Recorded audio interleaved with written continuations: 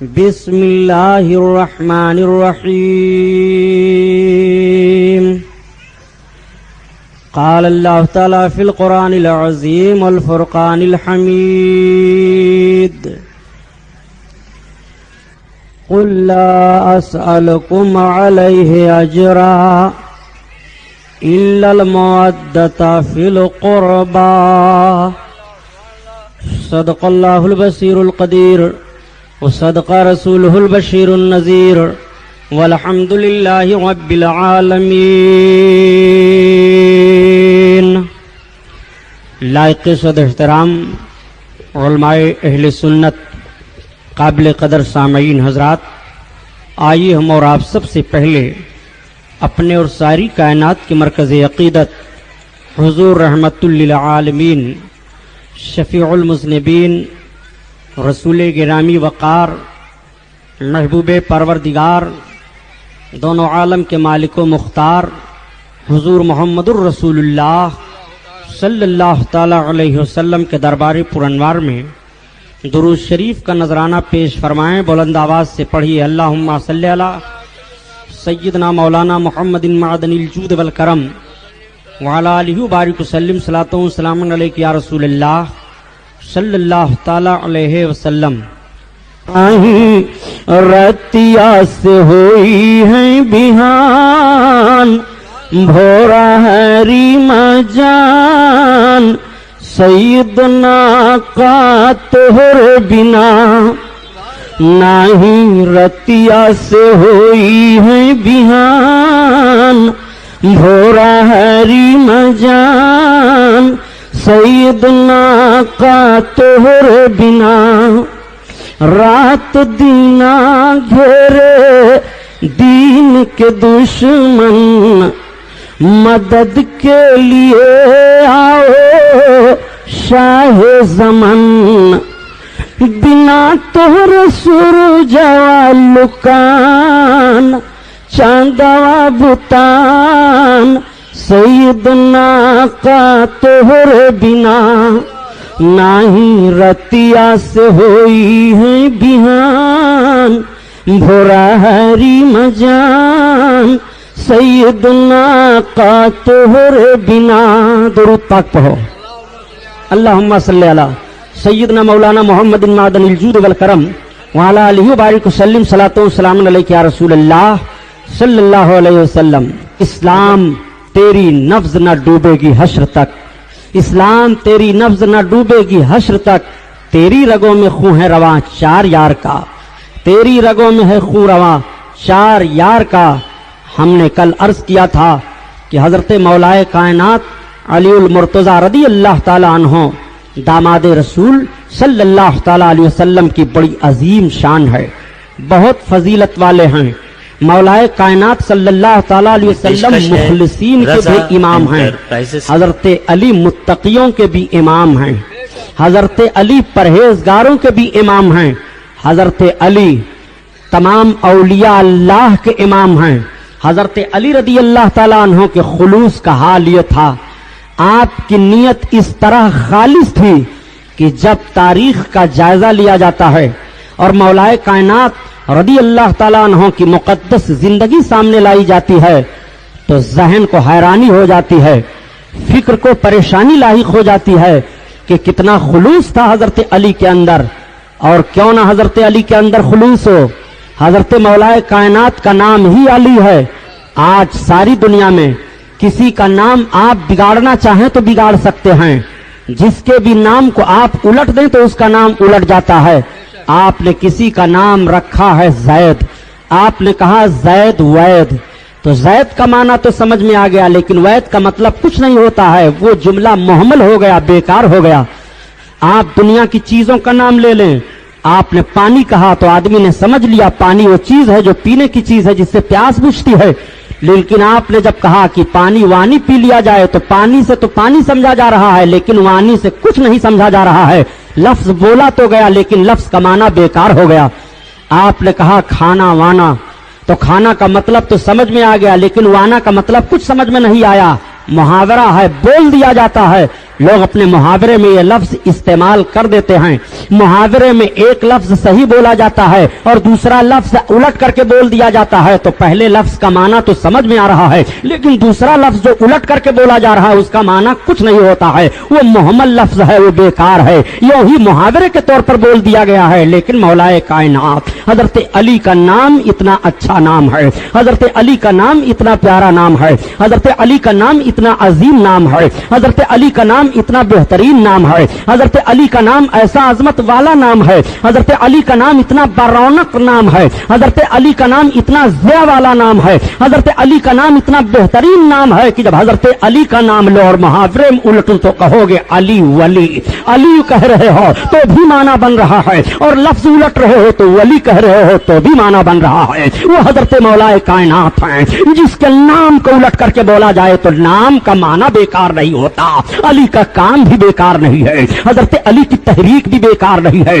हजरत अली की तलवीर भी बेकार नहीं है, हजरत अली का मिशन भी बेकार नहीं है, हजरत अली का ज़ाब्ता और वसूल भी बेकार नहीं है। मौलाए कायनात ने वसूल और ज़ाब्ता क्या मुरत्तब फरमाया है, सिर्फ एक वसूल और एक ज़ाब्ता। आप देखते चलिए हजरत अली ने खुलूस का पैगाम किस तरह से दिया है, हजरत अली ने नियत की सफाई किस तरह से पेश की है। मौलाए कायनात रदी अल्लाह ताला अन्हो के सामने नबी कौनैन की यह हदीस पाक है। अल्लाह के हबीब इरशाद फरमाते हैं, इन्नमल आमालु बिन्नियात, अमलों का दारो मदार नियत पर है। अगर नियत सही है तो उस अमल का सवाब आपको मिलेगा, और अगर नियत सही नहीं है, रिया का मामला है, तो प्यारे रिया के मामले से, दिखावे के मामले से आपको कुछ नहीं हासिल होगा।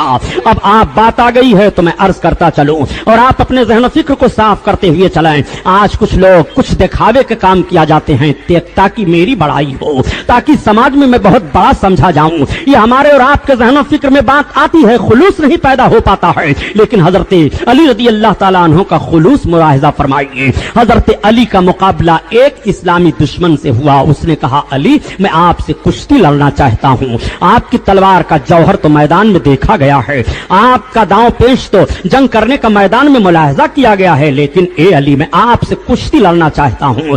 आप हमको कुश्ती में शिकस्त दे दें, मैं देखना चाहता हूं। मौलाए कायनात ने मंजूर फरमा लिया। हजरत अली रदी अल्लाह ताला अन्हु की कुश्ती होती है। आप जरा मुलाहिजा फरमाओ, हजरत अली रदी अल्लाह ताला अन्हु की कुश्ती जैसे हुई, मौलाए कायनात रदी अल्लाह ताला अन्हु ने उस दुश्मन इस्लाम को जमीन पर पटक दिया, और जमीन पर पटकने के बाद कहा, अब मैं तेरे साथ वो सुलूक करूंगा जो जंग में किया जाता है। खंजर निकाला और खंजर हजरत अली उसके सीने पर भोंकना चाहते हैं कि तब तक उसने हजरत अली के ऊपर थूक दिया। थूकना था, हजरत मौलाए कायनात ने खंजर को उधर रख दिया, उठ करके खड़े हो गए। वो दुश्मन इस्लाम खड़ा होता है और खड़ा होने के बाद कहता है, अली आपने कहा क्या बात है? कहा, आपके ऊपर मैंने थूक दिया, आप खंजर निकाल चुके थे, आपने मुझको जमीन पर पटक दिया था, अब तो आपका तैश और बढ़ जाना चाहिए, आपका गुस्सा तो और बढ़ जाना चाहिए। अगर पहले आपने नियत की थी कि खंजर भोंक करके इसको मैं मारूंगा, तो जब मैंने आपके ऊपर थूक दिया है तो आपकी नियत तो और सख्त हो जानी चाहिए कि अब मैं इसको और तरह तरह की सजा दे करके मारूंगा। आप उठ करके खड़े क्यों हो गए? आपने मुझको छोड़ क्यों दिया? तो जवाब हजरत अली का सुनाओ। हजरत अली रदी अल्लाह ताला अन्हु फरमाते हैं, ए फला सुन, जब मैंने तुझको पहले जमीन पर पटका था तो मैं तुझको दुश्मन इस्लाम समझ करके पटका था। जब मैं तुझे मारने जा रहा था तो ये नियत मेरी थी, तू इस्लाम का दुश्मन है, इसलिए मैं तुझे मार रहा हूं। लेकिन जैसे तूने मेरे ऊपर थूक दिया तो मुझे तैश आया। अब उस गुस्सा में अगर मैं तुझे मार देता तो ये मेरे नफ्स का दखल होता, मुझे कोई सवाब ना मिलता, इसलिए मैंने तुझे छोड़ दिया। उसने कहा, अली हाथ बढ़ाओ, मुझे कलमा पढ़ाओ, मैं कलमा पढ़ करके इस्लाम में दाखिल होना चाहता हूं। हजरत अली ने उसको कलमा पढ़ाया, इस्लाम में दाखिल फरमा लिया। मैं आपसे पूछना चाहता हूं, जब हमारी नियत सही थी इस्लाम फैल रहा था, जब हमारे अंदर खुलूस था तो इस्लाम फैल रहा था, जब हमारे नियत के अंदर पाकीज़ा माहौल पाया जा रहा था तो इस्लाम फैल रहा था। सूरत में नसारा तो तमद्दुन में हुनूद, और ये मुसलमान हैं जिन्हें देख के शर्माएं यहूद। आप जरा अपने नियत की सफाई तो मुलाहजा फरमाते चलिए और हजरत अली रदी अल्लाह ताला अन्हु के खुलूस और नियत को मुलाहजा फरमाइए। वो हजरत अली हैं। हजरत अली को कहां कहां देखोगे, कितना खुलूस है हजरत अली के अंदर, कितनी अच्छी नियत है हजरत अली के अंदर। नफ्स का दखल ना आने पाए, नफ्स पर इतना कंट्रोल है। क्या हमारा और आपका मिजाज ऐसा है कि अगर ऐसी बात आ जाए तो हम अपने दुश्मन को इस तरह से खुलूस और मोहब्बत पेश कर दिया करें? नहीं, बल्कि हमारा हाल तो यह है کہ ہم اپنے نفس کی دشمنی کا بدلہ بظاہر اچھائیوں کو پیش کر کے لوگوں سے لیا کرتے ہیں. اپنی زبان میں آپ سمجھو کہ ہم پہلے کسی سے بدلہ لینا چاہتے ہیں تو اس سے دوستی کا پیغام بھیجتے ہیں, اس کو اپنا دوست بناتے ہیں. نیت ہے بدلہ لینے کی, ظاہری طور پر دوست بنایا جا رہا ہے. دیکھو خلوص نہیں ہے تو یہ دوستی ایک دن پھر دشمنی میں بدل جاتی ہے. لیکن اگر پیارے نیت میں خلوص پیدا ہو جائے تو آپ اس کا اثر ملاحظہ فرمائیے. یہ نیت کا خلوص, نیت کی صفائی ہے اور نفس پر کنٹرول ہے. جو حضرت علی نے اس کو کلمہ پڑھا لیا, خون بہنے سے رک گیا. نیت پاک و صاف ہو تو خون کا دھارا رک جاتا ہے. آؤ نیت کی بات آ گئی تو ایک بات اور میں عرض کرتا چلوں.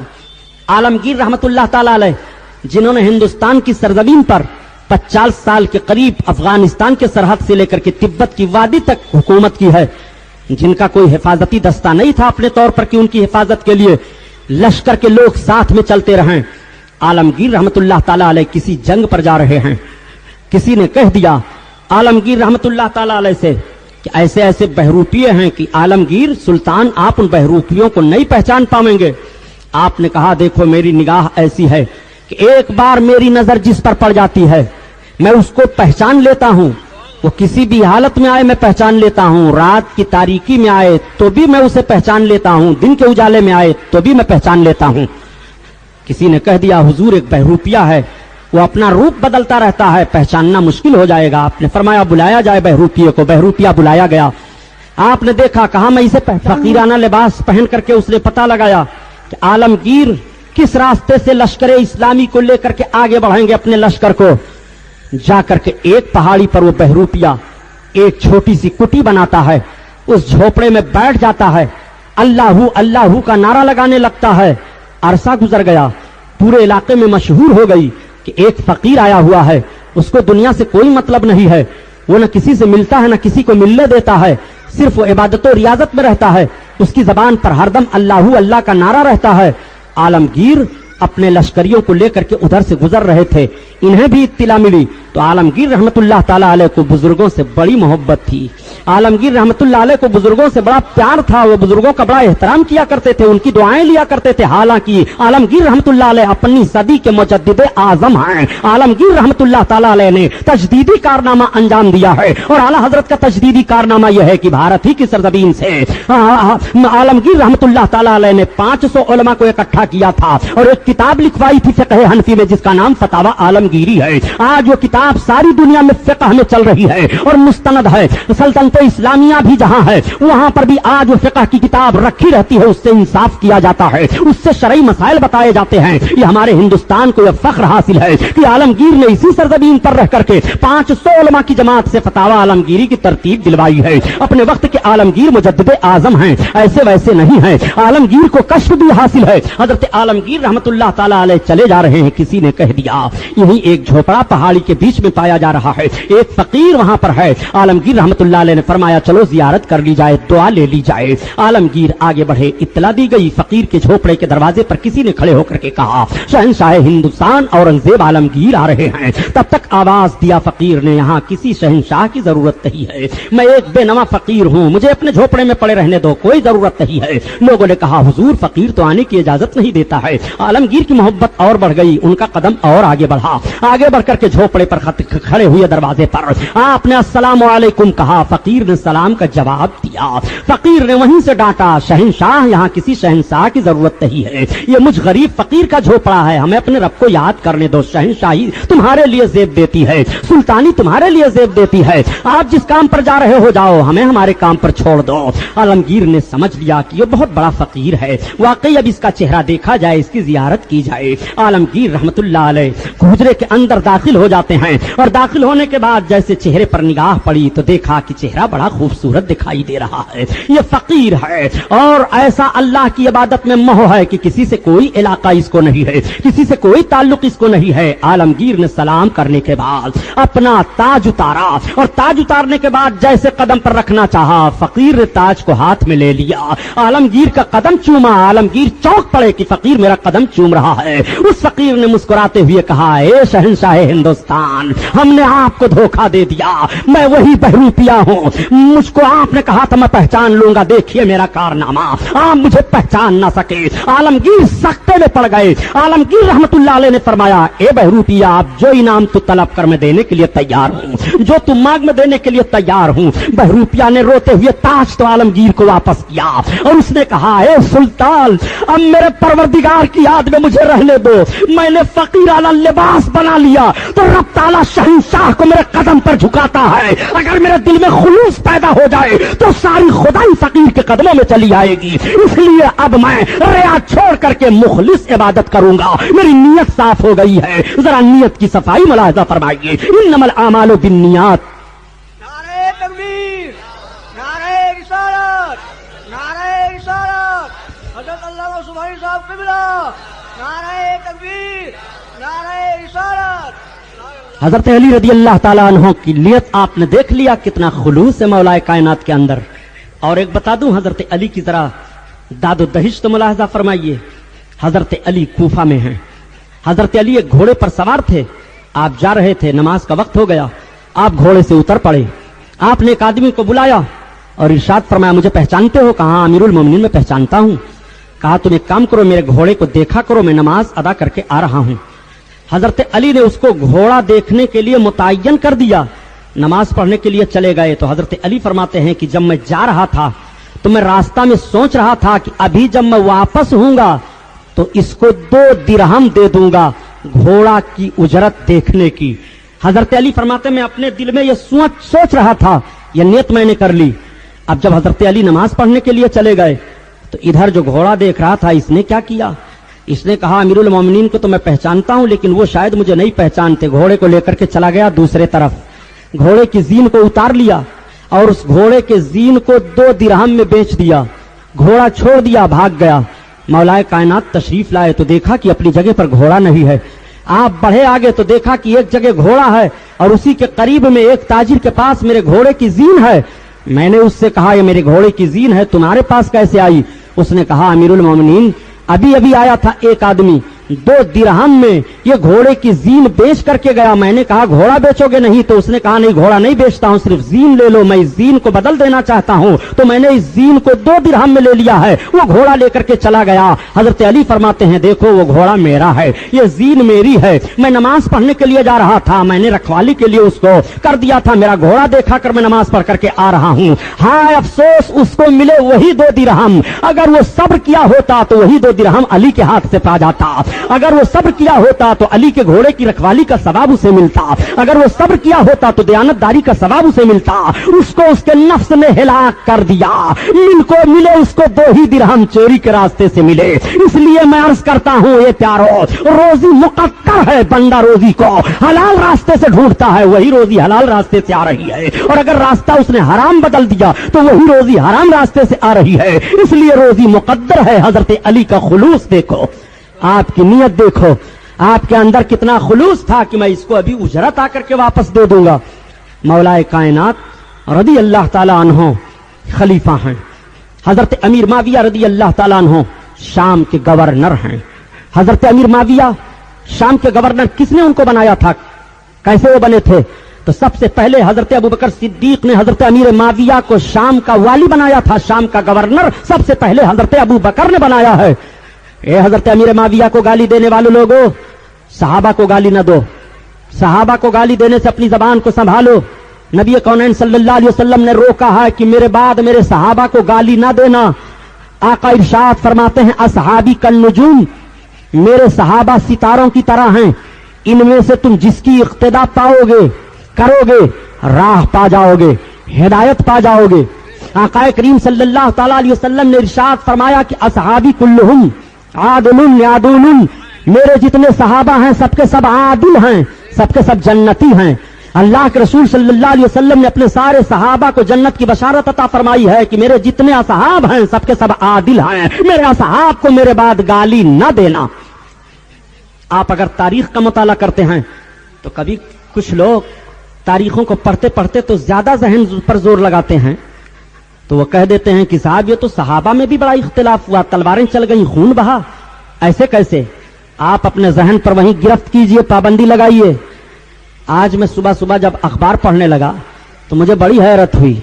کہ بمبئی میں ایسے بھی کچھ دجال ذہن کے پائے جا رہے ہیں جو علماء کو مشورہ دیتے ہیں کہ تقریریں ایسی نہیں ایسی کیجئے، اس طرح سے نہیں اس طرح سے کیجئے۔ حرام خور لوگ علماء کو مشورہ دے رہے ہو کہ تقریریں ایسی نہیں ایسی کیجئے، اختلافی مسائل مت لائیے، آپس میں اتفاق و اتحاد کی باتیں کیجئے۔ جب تک عقیدے میں سب لوگ متحد نہیں ہوں گے اتحاد پیدا ہی نہیں ہو سکتا ہے۔ تو نے رسول کی سیرت نہیں پڑھی ہے، اگر رسول اللہ کی سیرت تو نے پڑھ لیا ہوتا تو تو اس طرح سے اتفاق و اتحاد کی باتیں نہ کرتا کہ سب کو لے کر کے اتحاد کیا جائے، یہ ہو ہی نہیں سکتا ہے۔ رسول اللہ فرماتے ہیں ستفترق امتی علی 73 ملۃ کلھم فی النار الا ملۃ واحدہ۔ جب رسول اللہ نے فرما دیا ہے کہ میری امت 73 فرقوں میں بٹ جائے گی تو اتحاد تم کیسے پیدا کر رہے ہو، اتحاد کے دائی تم کیسے بن رہے ہو؟ اس لیے تمہیں کہنا پڑے گا کہ جب تک عقیدے میں لوگ متحد نہیں ہوں گے اتحاد پیدا نہیں ہو سکتا۔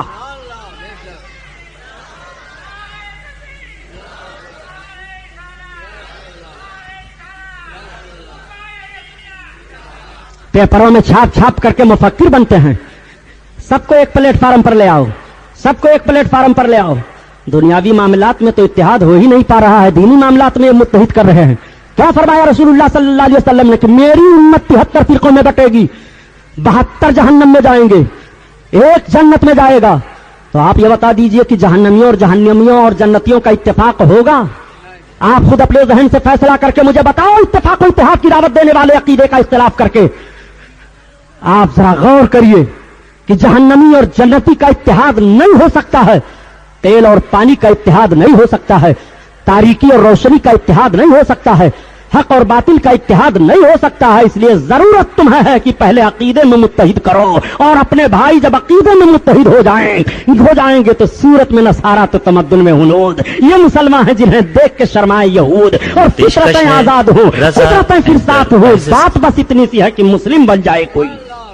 میرے دوست، حضرت علی رضی اللہ تعالیٰ عنہ، حضرت امیر معاویہ کی بات ہو رہی تھی۔ حضرت ابوبکر صدیق رضی اللہ تعالیٰ عنہ نے حضرت امیر معاویہ کو شام کا گورنر پہلے بنایا، اور جب حضرت عمر رضی اللہ تعالیٰ عنہ خلیفہ ہوئے تو حضرت عمر نے بھی حضرت امیر معاویہ کو شام کی گورنری پر بحال رکھا، اور جب حضرت عثمان غنی رضی اللہ تعالیٰ عنہ خلیفہ ہوئے تو بھی حضرت امیر معاویہ ہی شام کے گورنر ہیں۔ لیکن جب حضرت عثمان غنی کی شہادت ہو گئی، حضرت امیر معاویہ نے مطالبہ شروع کیا، علی بن ابی طالب عثمان غنی کے قاتلوں سے قصاص لو۔ حضرت علی رضی اللہ تعالیٰ عنہ اپنے اجتہاد میں حضرت عثمان غنی کے قاتلوں کے پتہ لگانے میں صحیح حقیقت تک نہیں پہنچ پا رہے ہیں، پتہ نہیں چل پا رہا ہے، قصاص لینے میں تاخیر ہو رہی ہے۔ حضرت امیر معاویہ نے لشکر کشی کر دی، حضرت امیر معاویہ نے چڑھائی کر دی کہ علی خلافت سے دستبردار ہو جاؤ، اگر خلافت سے دستبردار نہیں ہوتے ہو تو پھر عثمان غنی کے قاتلوں کا بدلہ لو، قصاص لو۔ حضرت امیر معاویہ بھی اپنے موقف پر صحیح ہیں اور حضرت علی بھی اپنے موقف پر صحیح ہیں، اس لیے کہ یہ صحابہ کا اجتہاد ہے، اور اجتہاد کا مطلب یہ ہوتا ہے کہ فقیہ مجتہد جب کسی مسئلے میں خلوص نیت سے اجتہاد کرتا ہے، غور و فکر کرتا ہے، اور غور و فکر کے بعد نتیجے پر پہنچنا چاہ کر کے عمل کرتا ہے، اگر وہ حقیقت تک پہنچ گیا تو اس کو 2 ثواب ملتا ہے، اور اگر وہ اپنے اجتہاد سے حقیقت تک نہیں پہنچا، حقیقت تک اس کی رسائی نہیں ہوئی تو بھی اس کو 1 ثواب ملتا ہے، لیکن اجتہاد کرنے میں خلوص شرط ہے۔ اب آپ کو دیکھنا ہے کہ حضرت علی جن کے اوپر ایک اسلام دشمن نے تھوک دیا تھا اور انہوں نے اپنے خنجر کو سمیٹ لیا تھا، دوسری طرف رکھ دیا تھا، اپنے ہتھیار کو اپنے ہاتھ سے چھوڑ دیا تھا، کیا حضرت علی اپنی تلوار مسلمان کو قتل کرنے کے لیے اٹھائیں گے؟ کیا حضرت علی اپنی تلوار سے یہ نیت رکھیں گے کہ میں اپنی حکومت بنانے کے لیے معاذ اللہ مسلمانوں کو قتل کروں؟ اب آؤ ذرا دیکھو، حضرت امیر معاویہ کا بھی خلوص ملاحظہ کر لو۔ حضرت امیر معاویہ کا کتنا خلوص ہے؟ حضرت امیر معاویہ کے اندر اتنا خلوص ہے کہ کسی نے سوال کر دیا تھا، معاویہ یہ بتاؤ کہ تم بڑے ہو کہ علی بڑے ہیں، فضیلت کس کی زیادہ ہے؟ تو امیر معاویہ رضی اللہ تعالیٰ عنہ کے الفاظ سنو، آپ فرماتے ہیں کہ علی جہاد کے لیے جس گھوڑے پر سوار ہو کر کے چلتے ہیں اس گھوڑے کے ٹانپ کے نیچے کی جو دھول اڑ رہی ہے معاویہ اس دھول کے برابر بھی نہیں ہے۔ خلوص تو ذرا ملاحظہ فرمائیے، خلوص کی بات بتاؤں حضرت امیر معاویہ کی، حضرت امیر معاویہ کے خلوص کا حال یہ تھا، اللہ اکبر، کہ جب حضرت امیر معاویہ اور حضرت علی کے بیٹے حضرت امام حسن سے جنگ کی نوبت آئی تھی تو حضرت امیر معاویہ نے حضرت علی سے جو جنگ کی تھی صفین کے میدان میں، اس میں دونوں طرف سے 90,000 مسلمان شہید ہوئے تھے. دونوں طرف سے مسلمان شہید ہوئے، دونوں طرف سے صحابہ ہیں. اتنی سخت جنگ ہوئی تھی، اجتہاد میں اس طرح سے سخت اختلاف ہوا تھا. تو اجتہاد میں تو اتنی تلواریں چلی، اور اگر آج اجتہاد میں غلطیاں ہو جا رہی ہیں تو کہہ رہے ہیں کہ یہ مولانا لوگ لڑائی کروا رہے ہیں، یہ مولانا لوگ اختلاف پیدا کر رہے ہیں، حرام خور کہیں کے.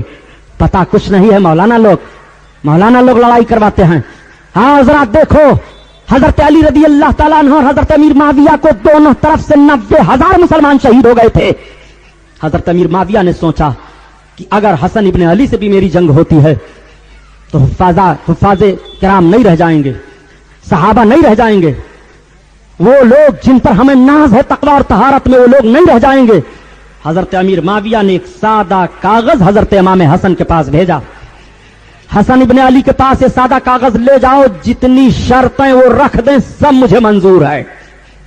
حضرت امیر معاویہ کا خلوص دیکھو. حضرت امیر معاویہ رضی اللہ تعالیٰ عنہ اپنے اجتہاد میں صحیح ہیں، حضرت امیر معاویہ اور حضرت علی دونوں اپنے اجتہاد میں صحیح ہیں. حضرت امیر معاویہ کا خلوص ملاحظہ کرو. جب حضرت علی سے اختلاف ہوا اور آپسی اختلاف کا علم روم کے شہنشاہ ہرقل اعظم کو ہوا، ہرقل بادشاہ نے جب سنا کہ معاویہ ابن سفیان اور علی ابن ابی طالب ان دونوں میں اختلاف ہوا ہے، مسلمانوں میں دو جماعتیں ہو گئی ہیں اور آپس میں خون ریزی ہو رہی ہے، تو خفیہ قاصد معاویہ ابن سفیان کے پاس یعنی حضرت امیر معاویہ کے پاس ہرقل اعظم نے بھیجا. اس خفیہ قاصد سے کیا کہا؟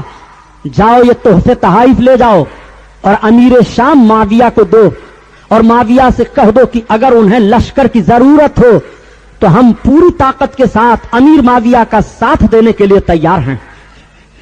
ہرقل اعظم کا قاصد شام میں آیا حضرت امیر معاویہ کے پاس، اور جب حضرت امیر معاویہ کے پاس قاصد پہنچا تحفے پیش کیا. آپ نے کہا کیسا تحفہ ہے؟ کہا ملک روم کے شہنشاہ ہرقل اعظم کا تحفہ ہے.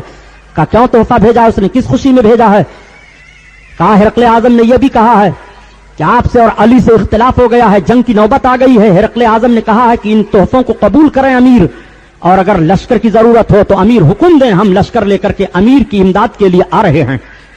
حضرت امیر معاویہ کا سننا تھا، آپ نے اپنی تلوار کو فضا میں بلند کیا اور کہا اگر قاصد کا قتل کرنا درست ہوتا تو ابھی میں تیری گردن اڑا دیتا. ان تحائف کو تو لے جا. پیر سے ٹھوکر مار دیا اور کہا ایسے تحائف کو میں جوتے سے اڑا رہا ہوں، مجھے ایسے تحفوں کی ضرورت نہیں ہے. اور ہرقل سے کہہ دو یہ میرا علی کا اپنا اختلاف ہے، میں ہرقل پر اپنی فوج بھیجنے کے لیے تیاری کر رہا ہوں، وہ ہماری طرف فوج کیا بھیجے گا. یہی وجہ ہے کہ سب سے پہلے قسطن دنیا پر حضرت امیر معاویہ نے لشکر کشی فرمائی تھی. وہ حضرت امیر معاویہ ہے، یہ حضرت امیر معاویہ کا خلوص ہے. نعرے تکبیر، نعرے رسالت، جشن شہید اعظم، جشن شہید اعظم حضرت علامہ صاحب قبلہ. نعرے تکبیر. حضرت امیر معاویہ کا خلوص ذرا ملاحظہ فرماؤ کہ ایک اختلاف پر حضرت علی کے مقابلے میں لشکر بھیجنا چاہتا ہے. امیر معاویہ نے کیسا سخت جواب دیا تھا. یہی حضرت امیر معاویہ ہیں.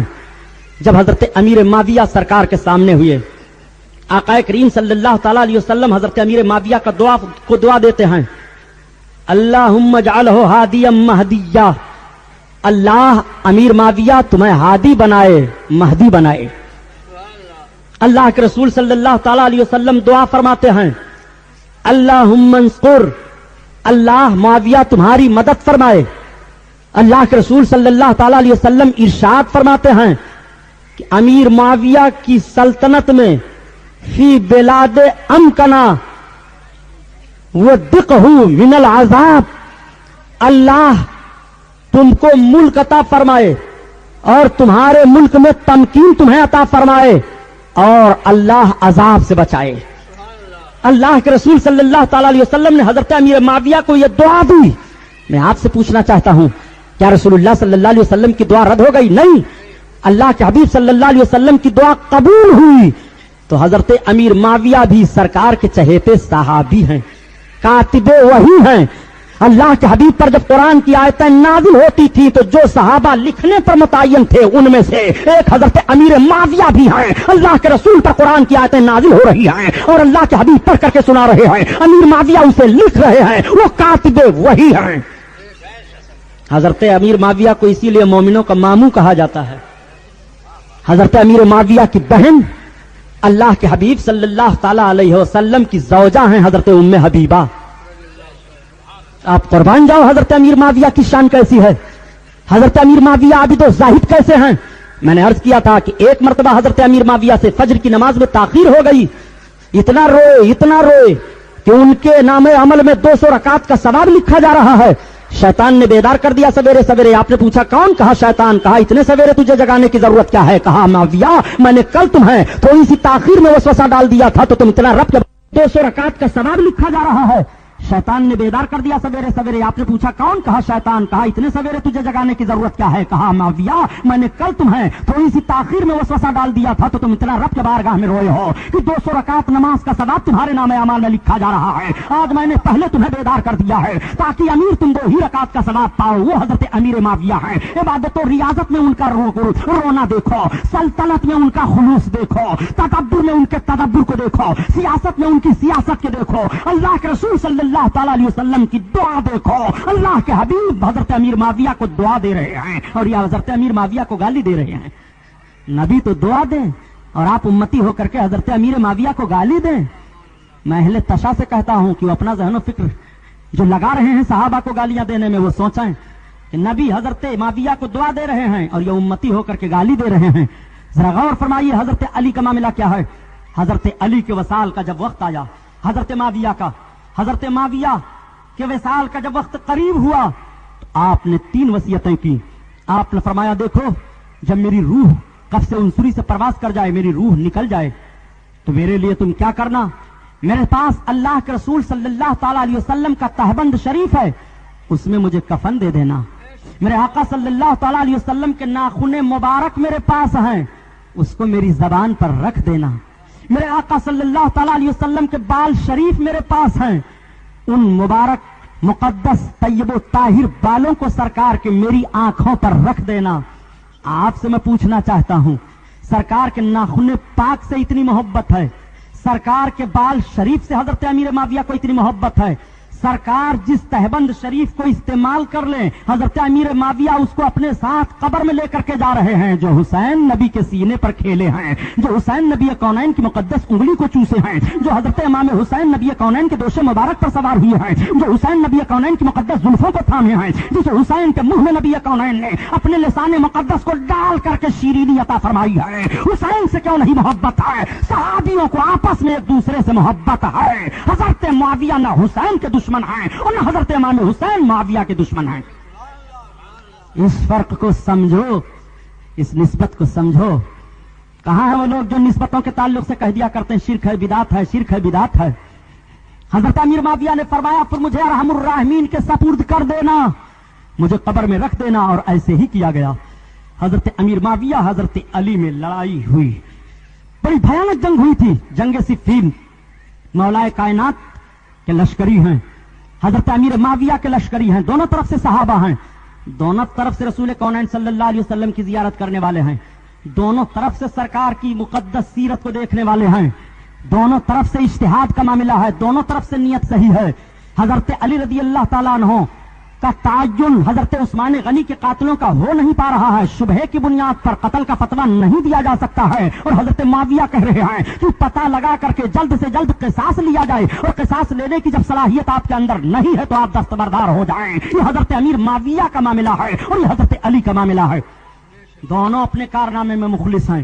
اللہ اکبر. جنگ ہوتی ہے, بڑی بھیانک جنگ ہوئی, اتنی بھیانک جنگ ہوئی کہ 90,000 مسلمان دونوں طرف سے شہید ہو گئے. حضرت علی کی فوج غالب آ گئی.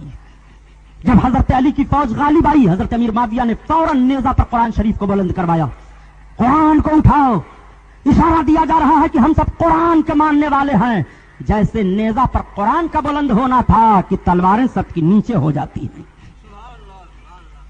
آپس میں بیٹھک ہوئی, اس کو تو میں نے بہت بیان کیا ہے یار, कि ये तफरका कैसे हुआ, क्या हुआ, अब उसी को बयान करूंगा तो आप कहेंगे कि सुबहानी साहब की कैसेट में ये तकरीर सुन चुका हूं, फिर वही दोहरा रहे हैं, इसलिए मैं इजमालन आगे बढ़ रहा हूं। हजरत अमीर माविया और हजरत अली की फिर वो जंग बंद हुई, मगर उस जंग का नक्शा भी अजीब है हजरत।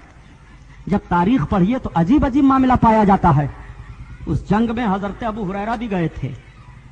हजरत अबू हुरैरा रदी अल्लाह ताला अन्हु बड़े अजीम सहाबी हैं सरकार की हदीसों को बयान करने के लिए। बुखारी शरीफ में सिर्फ हजरत अबू हुरैरा रदी अल्लाह ताला अन्हु की रवायत करदा 2000 हदीस हैं। वो हजरत अबू हुरैरा रदी अल्लाह ताला अन्हु हैं। हजरत अबू हुरैरा का हाल ये था कि जब खाने का टाइम होता था तो हजरत अमीर माविया के लश्कर की तरफ चले जाते, और जब जंग होने नमाज पढ़ने का वक्त होता तो हजरत अली के पीछे आकर पढ़ते, और जब जंग होने लगती तो ये अलग हो जाते थे, पहाड़ी के बगल में खड़े हो जाते थे। लोगों ने कहा अबू हुरैरा ये क्या बात है? तो कहा दस्तरखान माविया का अच्छा है, खाना वहां खा लेता हूं, नमाज अली की अच्छी है, नमाज यहां पढ़ लेता हूं, और दोनों है मुसलमान। जब जंग होती है तो मैं किसी तरफ नहीं रहूंगा, अलग खड़ा हो जाता हूं। अजीब अजीब नौइयत है।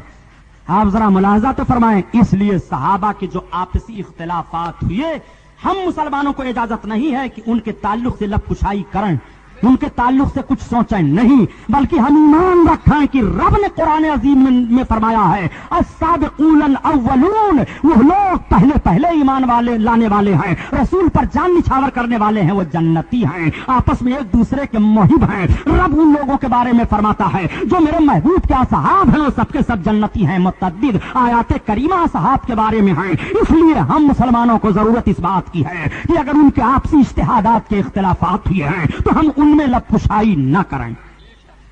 एक सवाल हमारे ऊपर ठोक सकते हो कि सुबहानी साहब बड़े जोर शोर से दावा कर रहे हो, तो हजरत इमाम हुसैन और यजीद का भी तो आपसी इख्तिलाफ था, तो जैसे हजरत इमाम हुसैन की तारीफ की जा रही है ऐसे यजीद को भी कुछ ना कहो। ये सवाल आप हमारे ऊपर ठोक सकते हैं नहीं, बल्कि आपके घर में ये सवाल गूंज रहा है। आप यजीद को रदी अल्लाह ताला अन्हु कहते हो, और पूछ लो गैर मुकल्लिद मौलवियों से, अगर गलत साबित हो जाए तो आप जो सजा देना चाहें मेरे लिए ऐलान कर दें, मेरे खिलाफ अदालत में मुकदमा कायम कर दें, इज्जत हतक का दावा करो। पूछो गैर मुकल्लिद मौलवियों से कि यजीद को रदी अल्लाह ताला अन्हु कहना चाहिए कि नहीं कहना चाहिए। खुदा की कसम तुम्हें पता चल जाएगा कि इनका ज़हन फिक्र यजीदी जहन है कि इनका ज़हन फिक्र हुसैनी जहन है। ये बात तो आ गई जो मैंने बता दिया, ताकि ये सवाल न ठोकें, ये सवाल न करें कि फिर इनके इख्तिलाफात जाती थे, इज्तिहाद के थे। जी नहीं, हजरत इमाम हुसैन की नियत तो सही है, इस्लाह उम्मत की नियत है, मगर यजीद के अंदर आमरीयत आ गई थी। यजीद के अंदर गुनाह करने का जोशो जज्बा पैदा हो गया था। इमाम हुसैन यजीद के गुनाह पर यजीद से लड़े हैं, और हजरत अमीर माविया और हजरत अली का इख्तिलाफ जो हुआ है वो गुनाह की बुनियाद पर नहीं हुआ है, बल्कि आपस में इज्तिहाद की बुनियाद पर हो रहा है। ये कह रहे हैं ऐसा किया जाए, और वो कह रहे हैं कि जब सही तायुन नहीं हो पा रहा है तो शुबहे में कत्ल करना जायज नहीं है। हजरत अली का ये फतवा है। दोनों तरफ से फतवा है और दोनों का सही मामला है।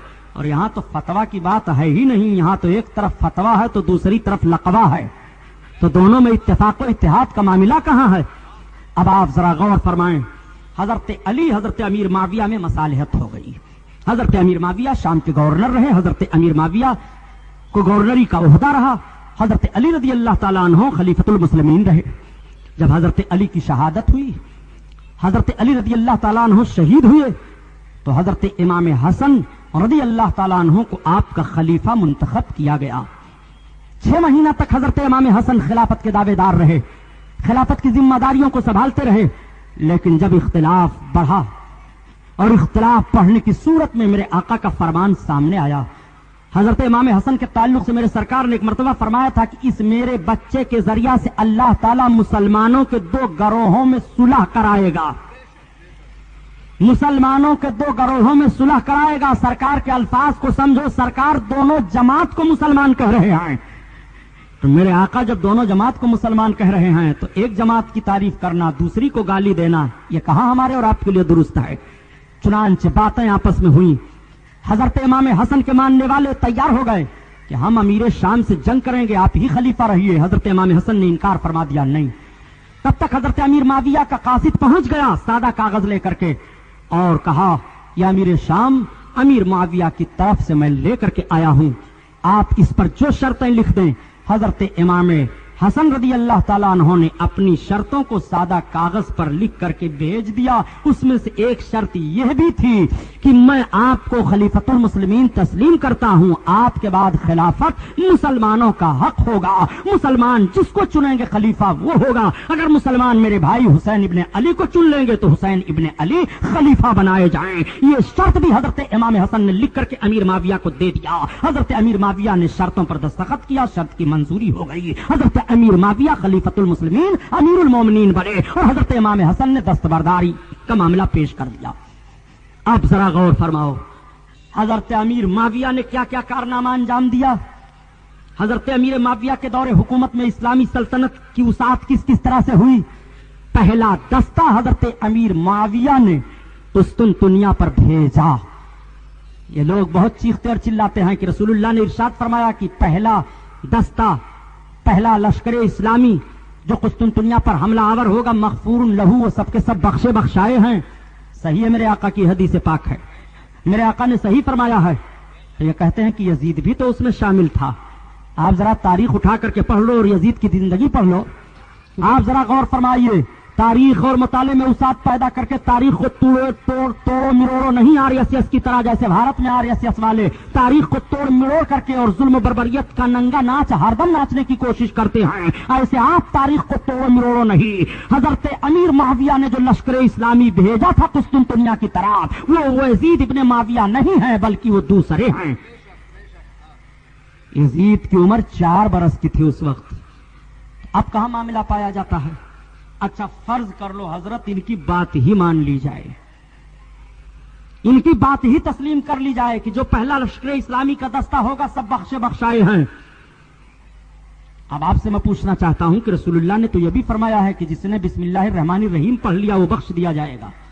تو کوئی کہے کہ میں بسم اللہ الرحمن الرحیم پڑھ لیا ہوں، اب میں بخش دیا گیا، اب میں جا رہا ہوں چوری کروں گا، شراب پیوں گا، زنا کروں گا، تو آپ کا فتویٰ کیا ہوگا؟ آپ کا فتویٰ کیا ہوگا؟ آپ ذرا مجھے بتائیے. رسول اللہ نے تو یہاں تک فرمایا کہ سلام پھیلاؤ تمہارے لیے جنت بخش دیے جاؤ گے. یہ پیشکش ہے آپ سلام رضا روزہ نماز انٹرپرائزز. سرکار کا تو فرمان ہے کہ سلام پھیلاؤ جنتی ہو جاؤ گے. آپ ذرا فتوے کی زبان میں ہم سے بات تو کیجئے. ایک آدمی رسول اللہ کی حدیث پاک پر عمل کر رہا ہے، نبی نے فرمایا کہ جس نے سلام کو پھیلایا وہ جنت میں جائے گا. تو آپ صرف سلام پھیلاتے رہیے، نماز چھوڑ دیجئے، حج چھوڑ دیجئے، زکات دینا چھوڑ دیجئے، قرآن کی تلاوت چھوڑ دیجئے اور کہہ دیجئے کہ جب رسول اللہ نے سلام پھیلا دینے ہی پر بخشش کا پیغام دے دیا ہے تو اب ہمیں یہ سب کرنے کی ضرورت کیا ہے؟ نہیں. آپ پھر وہی جملہ دہراؤ گے کہ اگر ہم گناہ کریں گے تو گناہوں کی سزا بھی متعین ہے.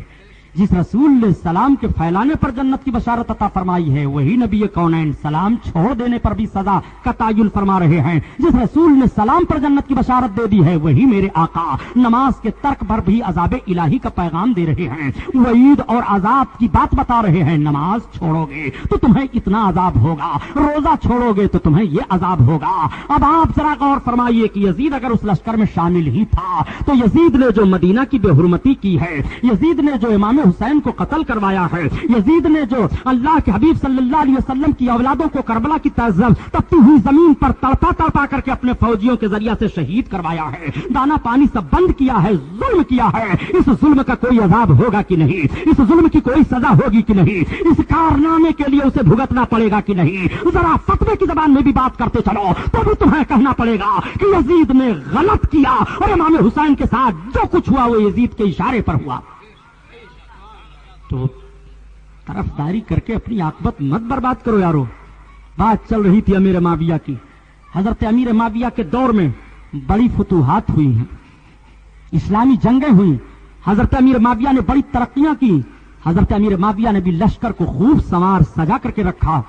مسلمان بہت ہی مستفیض و مستنیر ہو رہے تھے، اسلامی ماحول بڑھ رہا تھا.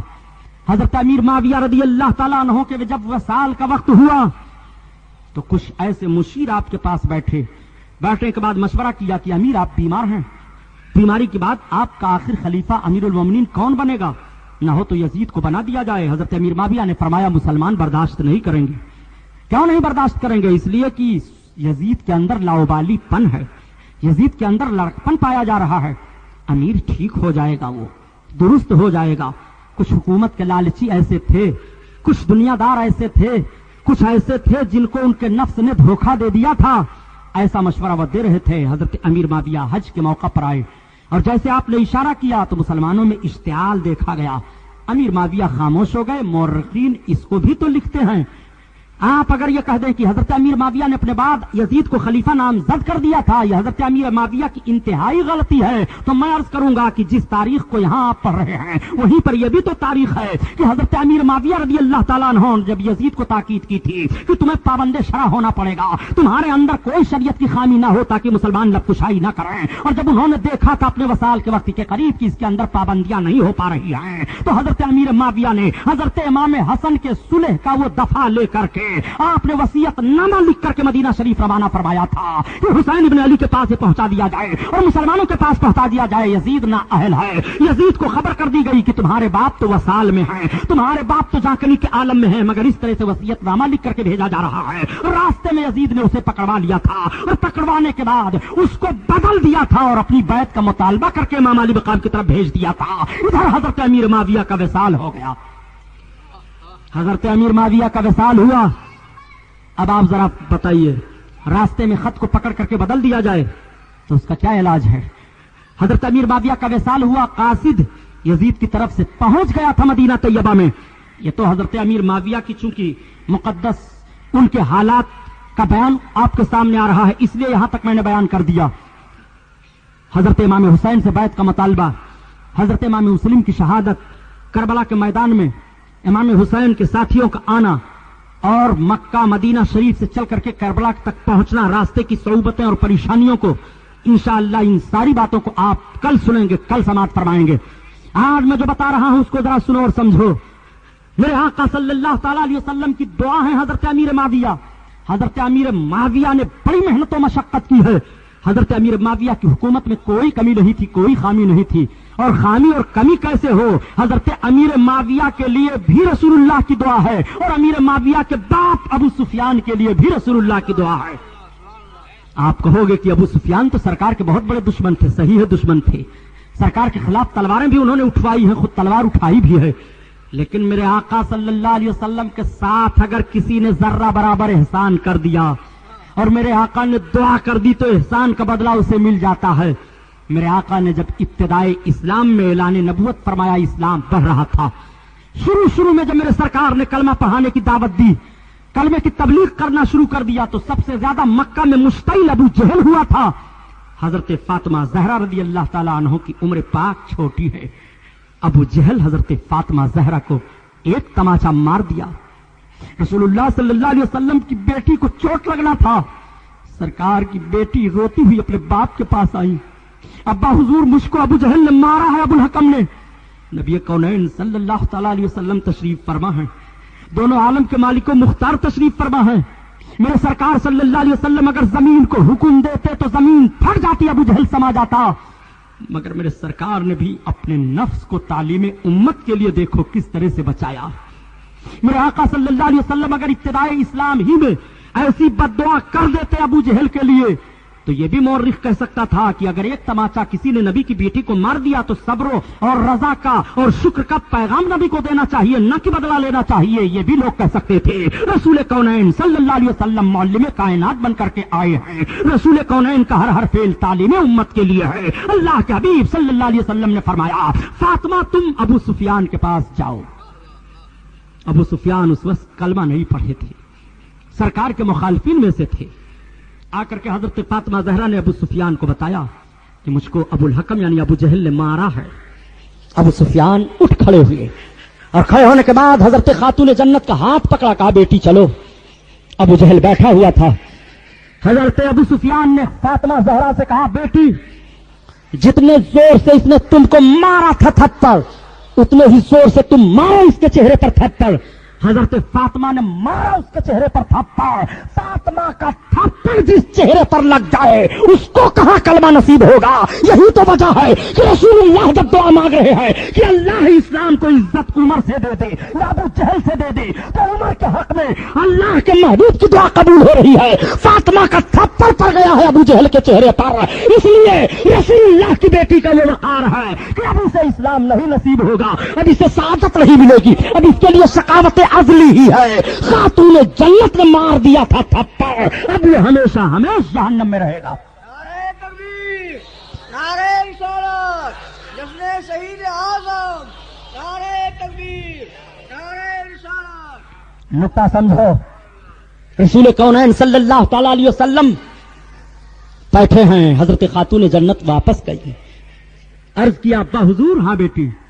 ابو سفیان میرا ہاتھ پکڑ کر کے لے گئے, میں نے ان سے شکایت کی اور ہاتھ پکڑ کر کے لے گئے تو ابو جہل بیٹھا ہوا تھا. انہوں نے کہا بیٹی تم مارو کھینچ کر کے تھپڑ. ابا میں نے مارا اس کے چہرے پر کھینچ کر کے تھپڑ. میرے آقا صلی اللہ علیہ وسلم کے دستے نبوت اٹھ گئے. آقا عرض کرتے ہیں یا الہی ابو سفیان کے اس فعل کو فراموش نہ کرنا, مولا تو ابو سفیان کو اس کا اجر دے دینا. نبی کی دعا قبول ہوتی ہے اور جب مکہ فتح ہو رہا ہے تو حضرت ابو سفیان فتح مکہ سے پہلے ہی, لشکر اسلامی کے داخلہ سے پہلے ہی رسول کونین کا کلمہ پڑھ کر کے اسلام میں داخلہ لے لیتے ہیں.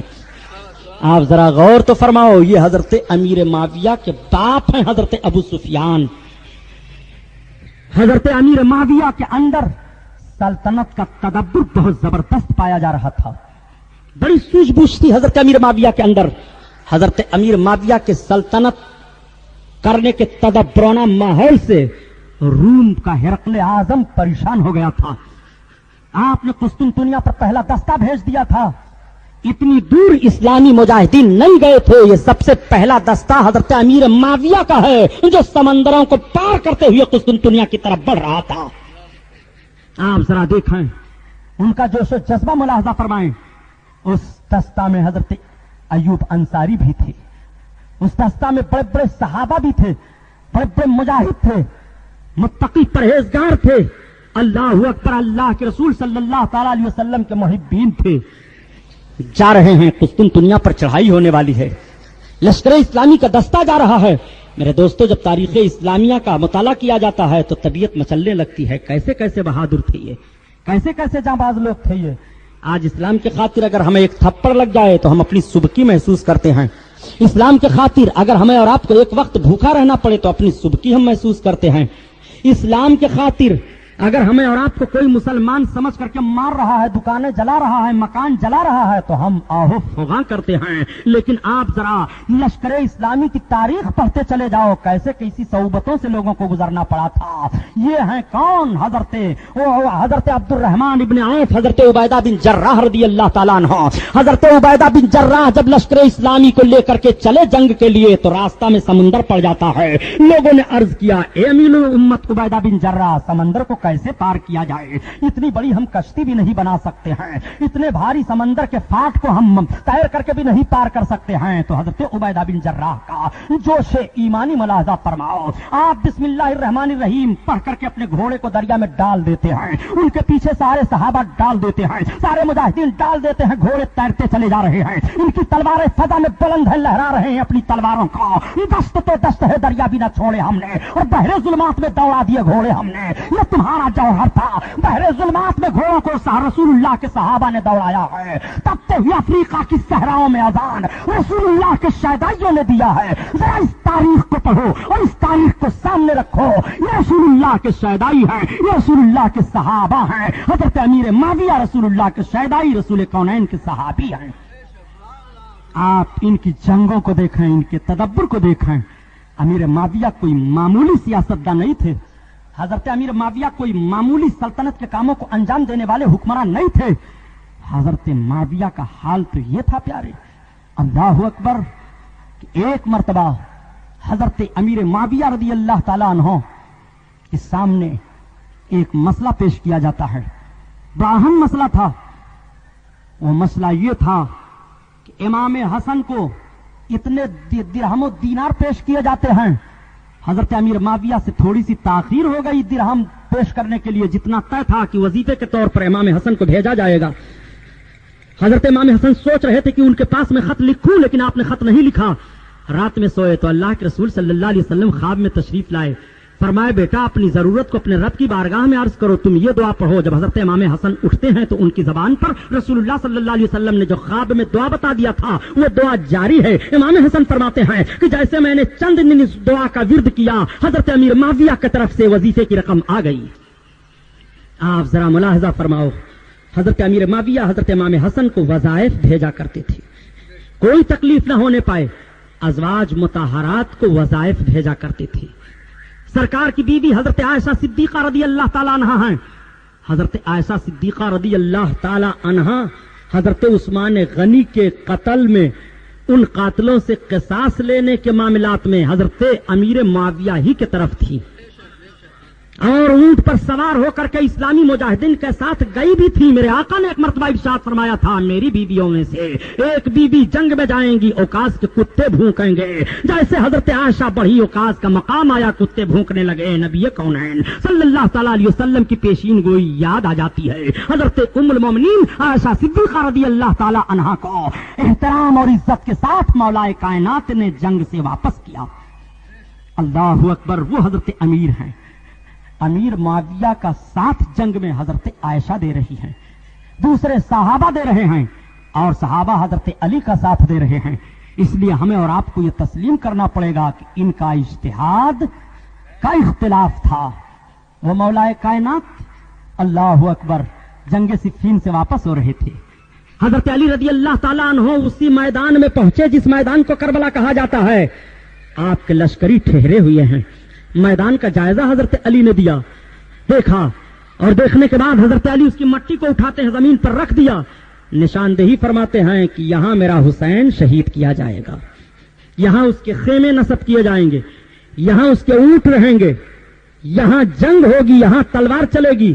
کربلا کا سارا نقشہ ہونے والا بہت بعد میں ابھی ہے، اور صفین کے مقام سے واپسی کے بعد حضرت علی اس کی نشاندہی فرماتے چلے جا رہے ہیں۔ وہ حضرت علی کا علم ہے، وہ حضرت علی کا کشف ہے، یہ حضرت علی کی عظمت ہے۔ جب حضرت علی کی مقدس نگاہ کا عالم یہ ہے تو رسول اللہ کے نظر کرم کا عالم کیا ہوگا؟ اس لیے ان اصحاب کے اختلافات کا اجتہاد کا معاملہ ہے، ہمیں اور آپ کو سب کا احترام کرنا ضروری ہے، سب کی تکریم ہمارے اور آپ کے لیے ضروری ہے۔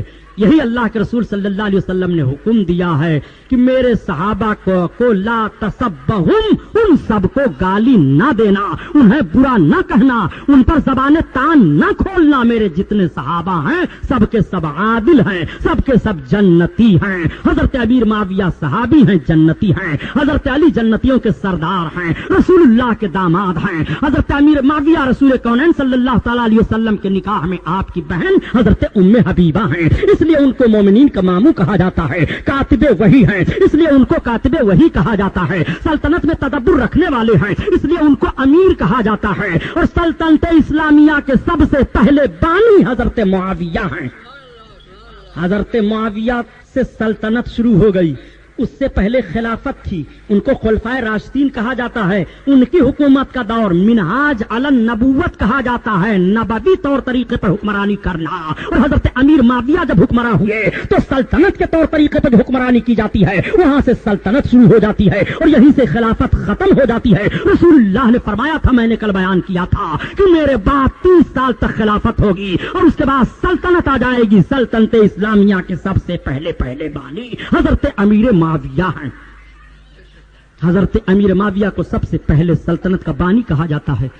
میں انشاءاللہ جب 12ویں تقریر کروں گا آپ کے اس اسٹیج پر تو خلفائے بنو امیہ اور خلفائے بنو عباسیہ کی تاریخ پیش کروں گا کہ قتل امام حسین کے بعد ماحول کیا ہوتا ہے اور قاتلان حسین کا انجام کیا ہوتا ہے، اس کو ذہن میں رکھے رہیے گا۔ 12ویں تقریر خلفائے عباسیہ اور خلفائے بنو امیہ کے تعلق سے ہوگی۔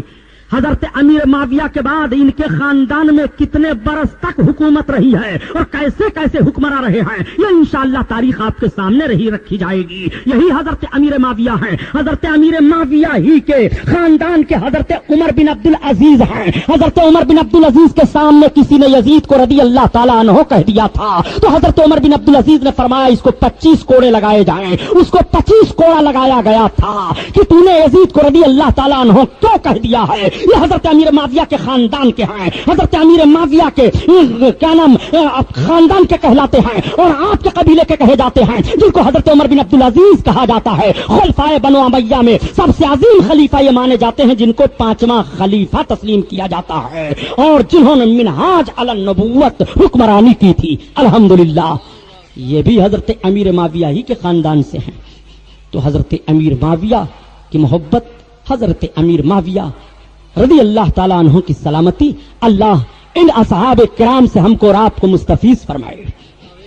حضرت فاطمہ زہرا رضی اللہ تعالیٰ عنہا اور حضرت امام حسن، حضرت امام حسین رضی اللہ تعالیٰ عنہما، اہل بیت کے فضائل، اس کا بیان انشاءاللہ تعالیٰ کل ہوگا۔